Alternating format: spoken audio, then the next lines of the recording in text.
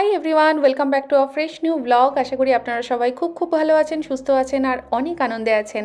অনেকের মুখে শুনলাম শীতটা নাকি বেশ ভালোই পড়েছে আমাদের দেশে। তবে যারা একটু শীতপ্রেমী মানুষ তারা আশা করি ভালোই এনজয় করছেন। বিশেষ করে আমাদের দেশে শীতের সময় এই রোদটা বেশ আরামদায়ক হয়। তবে এসব দেশে শীতকালে রোদের দেখা তো ছেড়েই দিন, সারাদিন ঝিরঝির করে বৃষ্টি আর এই অন্ধকারময় পরিবেশ। ছোটবেলায় ডিসেম্বর মানেই ছিল পিকনিকের মাস। আর ভালো ভালো খাওয়া দাওয়া, আড্ডা, গান বাজনার আসন্ন পিকনিকগুলো বেশ ভালোই জমে উঠত। তবে এদেশের মানুষের জন্য পিকনিকের মরশুম শুরু হয় সামার, মানে ওই ধরুন মার্চ এপ্রিল থেকে। কারণ আমাদের দেশে ডিসেম্বর জানুয়ারিতে যে তাপমাত্রা থাকে সেটা এসব দেশে এপ্রিল মে মাস থেকে হয়ে থাকে। আমি বলবো আপনারা যারা স্কটল্যান্ডে ঘুরতে আসতে চান চেষ্টা করবেন সামারের সময় আসতে, তাহলে এই দেশ সবথেকে বেশি উপভোগ করতে পারবেন। আমরা এখন একটু ব্রেকফাস্টটা করে নিচ্ছি। আর মেনুতে তো দেখতেই পেলেন, আছে সুজির ছিলা আর বয়েলড এগ। আমাদের দেশে যেরকম দিওয়ালির সময় বিভিন্ন অফিসে গিফট দেওয়া হয়, এখানে সেটা হয় ক্রিসমাসের সময়। তো শ্রমিকের অফিস থেকে এটা দিয়েছে। এটার মধ্যে অনেকগুলো চকলেট আছে।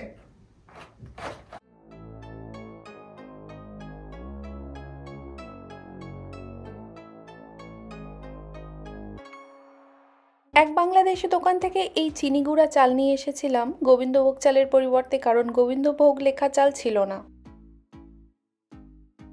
গোবিন্দভোগ চালের মতো এই চালটাও নাকি খিচুড়ি, পায়েস, পোলাও সব কিছুর জন্য ব্যবহার করা যায়, যদিও বা আমি প্রথমবারই ইউজ করছি। আজ একটু আগেই জানতে পারলাম যে শ্রমিকের একজন নন বেঙ্গলি বন্ধু আসবেন আমাদের ঘরে।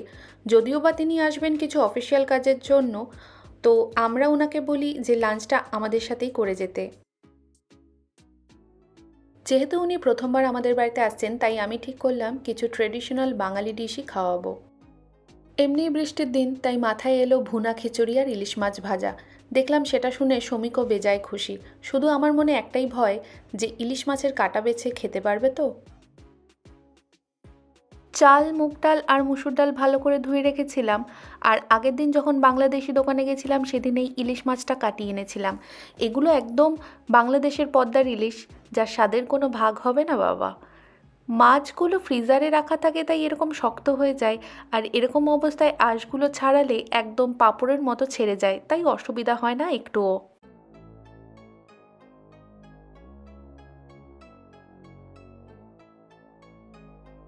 প্রথম যখন স্কটল্যান্ডে আসার ব্যাপারটা ঠিক হয় তখন মনে একটু হলেও সন্দেহ ছিল যে দেশের মাছ আদৌ পাবো কি না। তবে এখন সেই চিন্তাগুলো আর নেই, কারণ এখানে বাংলাদেশি দোকানগুলোতে সব ধরনের দেশের মাছ পাওয়া যায়। এমনকি সারা বছর ধরে পদ্মার ইলিশও পাওয়া যায়, যার স্বাদ কিন্তু এক কথায় অতুলনীয়। আজ অর্ধেক মাছ ভাজা করব, আর পরে বাকিটা দিয়ে ইলিশ ভাপা করব।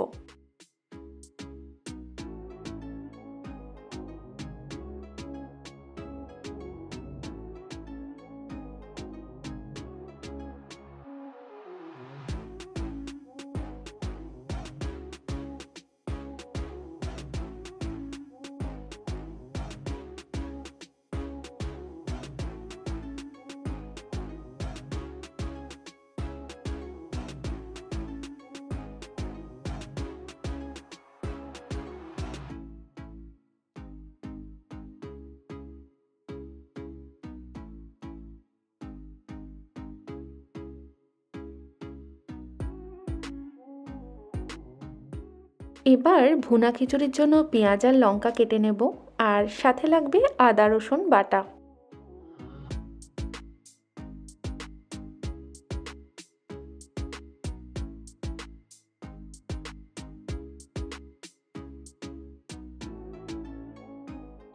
কড়াইতে সাদা তেল আর ঘি দিয়ে তেজপাতা, গোটা জিরা, লবঙ্গ, দারচিনি, এলাচ ফোড়নে দেব।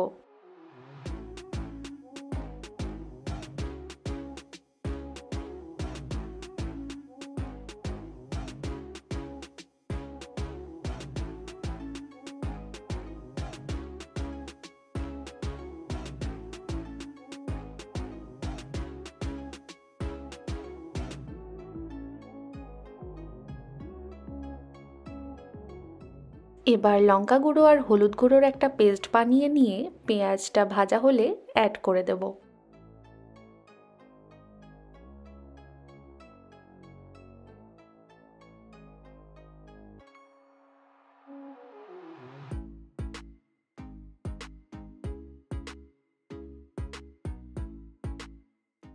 ব্যাস, এবার আদা আর রসুনের পেস্টটা অ্যাড করে দেবো পরিমাণ মতো।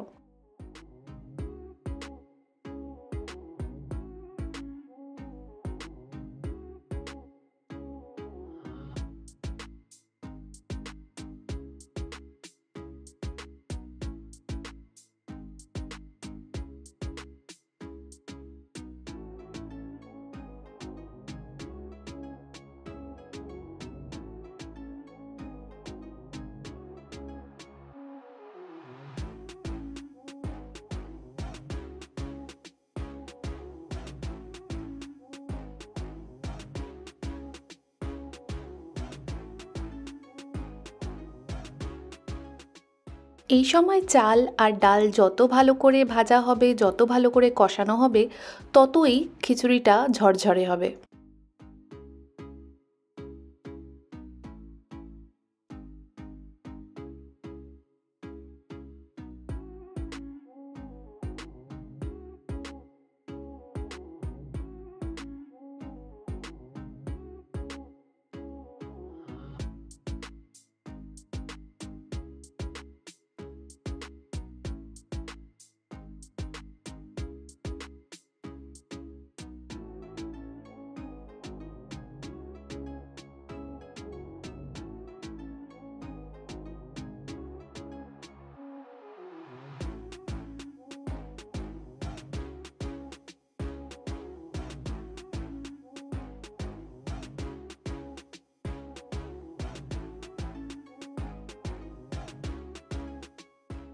খিচুড়ি বানানো আমার হয়ে গেছে, এবার অতিথি এলেই সার্ভ করে দেব।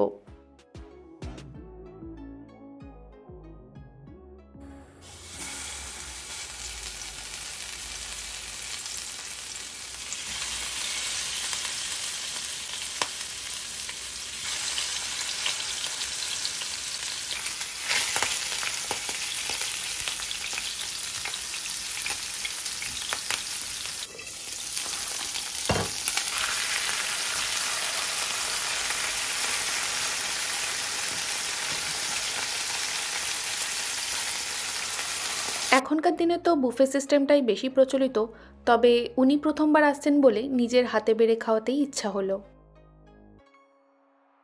উনি জানেন তো এই ইলিশ মাছ আর ভুনা খিচুড়ির রেসিপিটা খুব তৃপ্তি করে খেয়েছেন, আর বলেছেন নেক্সট টাইম এসে ইলিশ মাছের বাকি রেসিপিগুলোও ট্রাই করবেন।